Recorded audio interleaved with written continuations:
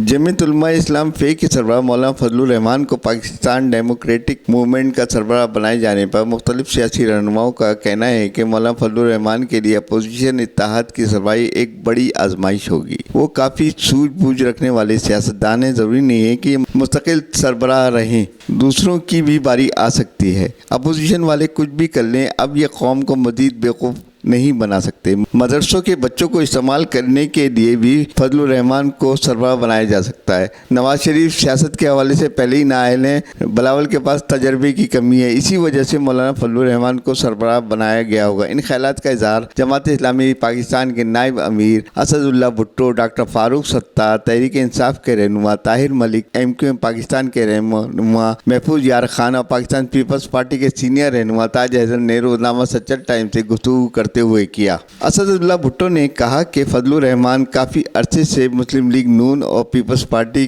के साथ चल रहे हैं। इनके माजी में दोनों बड़ी जमातों के साथ तल्ख तजर्बा भी है। दोनों बड़ी जमातों मुस्लिम लीग नून और पीपल्स पार्टी के अपने अलग अलग मकासद हैं, इसलिए इन दोनों जमातों को साथ लेकर चलना मौलाना के लिए बड़ी आजमाइश होगी। डॉक्टर फारूक सत्तार ने कहा कि फजलुर रहमान बहुत ज़ेरिक और तजुर्बेकार सियासतदान है, इन्हें अपोजिशन की सरबराही देना अच्छा फैसला है। पाकिस्तान तहरीक इंसाफ के रहनुमा ताहिर मलिक ने कहा कि पीपल्स पार्टी और मुस्लिम लीग नून अब कौम को मजीद बेवकूफ़ नहीं बना सकते। ये कुछ भी कर लें, कौम इनका साथ नहीं देगी। फजलुर रहमान को सरबराह बनाने का मतलब ये नज़र आ रहा है कि मदरसों के बच्चों को तहरीक में इस्तेमाल किया जाएगा, लेकिन इन बच्चों के माँ बाप और पाकिस्तानी कौम ये बात हरगिज़ कबूल नहीं करेंगे। पाकिस्तान पीपल्स पार्टी के सीनियर रहनुमा ताज हसन ने कहा कि जब भी अपोजिशन के इत्तेहाद बने हैं, तमाम जमातों को सरबराही बारी बारी मिलती रही है। अब देखना होगा कि मौलाना को कितने दिन के लिए सरबराह बनाया गया है। अपोजिशन वाले कुछ भी नहीं कर सकते। अगर इन लोगों ने मदरसों के बच्चों को इस्तेमाल करने की कोशिश की तो अवाम ये बात बर्दाश्त नहीं करेंगे।